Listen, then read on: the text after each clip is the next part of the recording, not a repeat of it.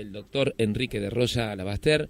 Enrique, ¿cómo te va? Buenas tardes, bienvenido, gracias y mil disculpas. Sabemos que estás muy ocupado, pero no podíamos dejar de llamarte. No, yo soy el agradecido, Jorge, gracias por llamarme. ¿Cómo te va? Bueno, no sé cómo lo interpretas esto. ¿Qué le pasa a una persona si es por el mero hecho de que no le gusta que haya un club gay o que haya dos hombres o dos mujeres juntas? O ¿Cómo ocurren estas cosas? ¿Qué pasa? Mira, yo creo que esto, haciendo un poco público lo que estamos por hacer en conjunto, cuando nosotros hacemos un paralelo con un asesino serial, como fue Robledo Puig, Sí. Primer punto, la diferencia entre un serial y un masivo es que los homicidios ocurren en forma secuencial en el primer caso y en forma múltiple en el segundo.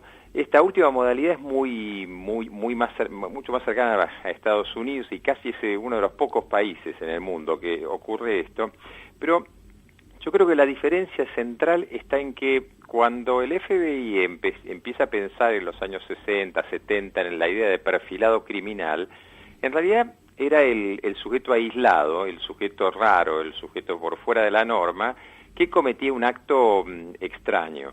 ¿Qué está pasando ahora en general? Y estos eventos suceden más y más, y en los últimos tiempos tienen una reivindicación política, religiosa, claro, no sé, de algún tipo. Con lo cual, en realidad, cuando yo te escuchaba a vos, es interesantísimo a veces cómo la palabra tiene una resonancia cuando se escucha de afuera. Una operación de 3 horas es casi una operación militar, es decir, no es un loquito suelto que un día se levantó y dijo voy a matar gays. Claro. Es un poco, hoy me preguntaba un colega tuyo, diciendo, bueno, pero ¿y qué patología tiene esta persona? Bueno, obviamente tiene una estructura mental especial, obviamente tiene una estructura mental en la cual cursan elementos paranoides y demás, pero lejos están de ser locos en el sentido clásico de la palabra, es decir, que la enfermedad mental les hace hacer esto. En realidad son personas que tienen profundas convicciones, absolutamente distorsionadas, por supuesto, pero profundas convicciones y que preparan mucho el plan. No es el tirador de Belgrano, no es Marcenac, claro, que sale y empieza a tirar, no es un sujeto que se pone en la terraza y empieza a tirar al que pasa. Es una operación que tuvo que haber pensado, ese lugar sin duda tenía un registro de armas, hay que ver cómo pasó, si él fue una operación que, si bien él lo hizo, no tuvo algún tipo de complicidad. Es decir, cada vez más se acerca el tema de lo... Dice que él trabajaba para una empresa de seguridad, ¿no? Lo que le permitía, lógicamente, tener portación de armas también, ¿no? Claro, Permiso, claro, sí. pero aparte, digamos, es raro, estos episodios... en Estados Unidos, como vos decís, después del 9/11, sí, las medidas de seguridad aumentaron fenomenalmente. Cualquiera que pasa por un aeropuerto saben que lo revisan 700 veces. Sí, totalmente. Y de golpe pasan estas cosas y en realidad... Decime, ¿el ámbito tiene que ver, te parece, Enrique? Digamos, este era un ámbito cerrado, oscuro, mucha música, mucho ruido, porque el tipo iba matando y se levantó y después recargó también el arma. Por eso, pero es lo que yo quedé choqueado por un dato que en alguna medida no había incorporado, que era la temporalidad del tema. Claro. Es decir, no solamente no es un dato menor, sino creo que es un dato central. Un sujeto que tiene una operatoria que puede hacerlo durante horas ha mantenido a un grupo aparte secuestrado en alguna medida. Sí, claro, totalmente. Con lo cual, lo que estaba por decir es que hoy se asocian mucho los temas de lo tuyo, el tema de seguridad, el tema de cómo operan los delincuentes en la faz práctica, no solamente cómo opera su mente. Claro, porque me parece, Enrique, y quiero apelar a tu conocimiento, por supuesto, que el tipo, porque si tuvo tiempo de recargar el arma, iba en busca de víctimas, iba recorriendo el lugar para eso. Absolutamente, es decir, bueno, pero mirá cómo ves, empezando a pensarlo y saliéndose de la idea del loquito, vos ya tenés el tema de una planificación, una muy específica planificación. Parece fácil, es una ametralladora, cualquiera que haya disparado una arma automática alguna vez sabe que no es simplemente apretar y largar, claro, que puede salir para cualquier lado, que requiere un entrenamiento, que bueno, pueden haber salido para... Y no, este hombre evidentemente ha tenido una capacidad de pensar qué iba a matar, qué iba a hacer, en qué lugares, dónde iba a tener mayor impacto porque imaginemos que ni bien los primeros disparos ocurrieron, la gente debe haber salido corriendo desesperada. Claro. Y desde la óptica del francotirador, tampoco es tan fácil entonces la operatoria. Evidentemente este hombre ha tenido que pensar y mucho esto. Sí, obviamente tiene sus convicciones previas de tipo homofóbicas, paranoides, las que quieras, pero como dato anexo, algo que yo insisto tanto, ¿no? Que siempre hay algún marcador. Este hombre tenía ingresos por violencia de género, ¿no? Sí, sí, efectivamente, la mujer misma lo denunció. Entonces, a veces esto que una vez nosotros hemos hablado hasta en un ámbito que parece extraño, como es la violencia animal o las violencias mínimas y demás, que tienen la violencia del conflicto de medianera, que deben ser investigadas, y nos acordamos siempre tarde, ¿no? Digo, porque en este momento, algo que la gente piensa que pasa solamente en la Argentina, hay un muerto en un hooligan en Europa. Sí, sí, sí, efectivamente. Es decir, la violencia ha adquirido una magnitud de descontrol en el mundo muy particular, y las fuerzas del orden parecen no solamente no poder analizar la psique, sino no poder encontrar medidas de protección. Claro, pues es que yo cuando escuché lo viene a cuento, porque lo mencionaste recién, lo de los hooligans,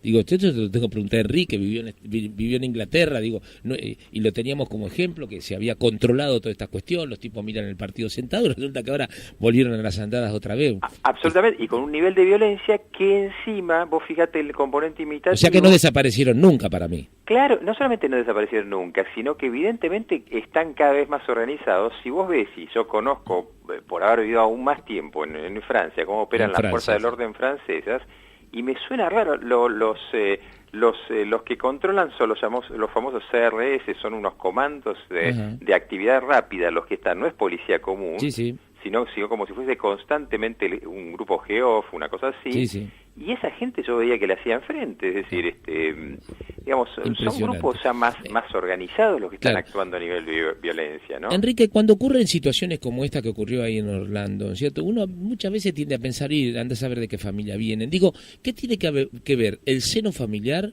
No sé si te lo voy a preguntar bien, pero lo quiero hacer de esta manera. ¿Qué tiene que ver el seno familiar con el seno de la sociedad que componemos todos nosotros? Me refiero específicamente a Estados Unidos, que vivió distinto tipo de guerras, son guerreros de por sí, y que se erigen, digamos, en los tipos que pueden llegar, no sé si está bien dicha la palabra controlar al mundo, pero que son árbitros en el mundo.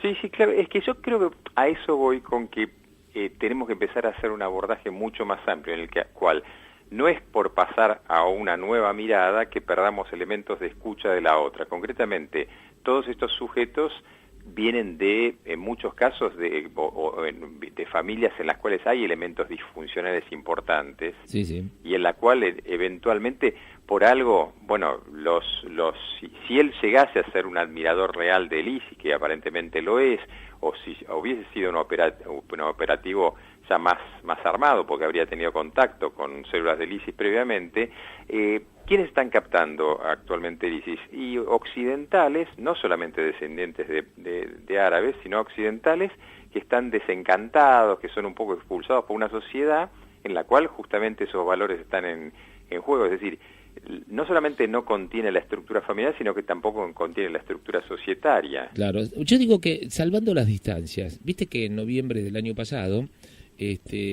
también ingresaron ahí en un recital justamente en Francia, sí. Donde hubo, qué sé yo, 83 muertos ahí. Sí, claro. Porque es medio similar a esto, digamos, claro, con ruido, música. Yo estaba pensando en eso, es decir, lo eligen bien y lo procesan bien, porque hay que pensar una operación en la que justamente vas a producir el máximo. Es terrible pensarlo así, pero la única forma de empezar a prevenirlo es pensar cómo lo pensaría el sujeto que lo va a cometer. Claro, ¿Cuál es mi tarea? Mi tarea es generar el mayor daño posible antes de que me maten. Claro. Porque claramente lo sabe. Sí, totalmente. O sea, es que estaba leyendo un informe que dice que, por ejemplo, la mayoría de los tiroteos en Estados Unidos ocurren en espacios abiertos. De hecho, que de lo que comentábamos al principio de esta conversación, han ocurrido en colegios, en universidades, donde hay, digamos, rutas de escapes como más accesibles, ¿no es cierto? En este caso, se puede comparar con Francia, donde eran lugares más bien cerrados, muy ruidosos. Por eso te preguntaba el ámbito hoy, ¿no? Sí. Por eso yo creo que o sea que este hombre, como comúnmente llamamos acá, loco no está. No. A ver, estaba, y para los puntos de la gente, de lo que sí sabemos es por los datos que tenemos y demás, que nos interesa en nuestro sistema, que todavía sigue siendo tan retrógrado al respecto, si es imputable o no, si comprende o no, y seguramente lo es. Sí. El punto es, la única duda es, por ejemplo, en que cuáles son los elementos que a una manera un poco antigua en la área psiquiátrico-forense, si una persona tiene un automatismo, si una persona tiene un fenómeno alucinatorio, esto que hablamos del tirador de Belgrano, si el sujeto tiene una creencia absolutamente distorsionada, que este sujeto la tiene, pero no de modo aparentemente delirante, es decir, evidentemente son convicciones que comparte con otros, con lo cual eventualmente es una especie de delirio compartido, pero una patología individual. Seguramente. Bueno, no te quiero molestar más porque sé que estás con gente y te hemos casi secuestrado para hacer esta nota, pero realmente la necesitábamos. Estamos hablando con el doctor Enrique de Rosa Labaster, el hombre que está con Bar el Crimen en la radio, ya saben ustedes, en AM 1300, y que está por empezar a hacer su paso ya como conductor directo con su propio programa en la tele, pero de eso no les voy a hablar, tal vez lo hable él mismo en otra oportunidad. Gracias, Enrique. Un abrazo, Jorge, saludos a todos. Gracias, el doctor Enrique de Rosa Labaster con nosotros.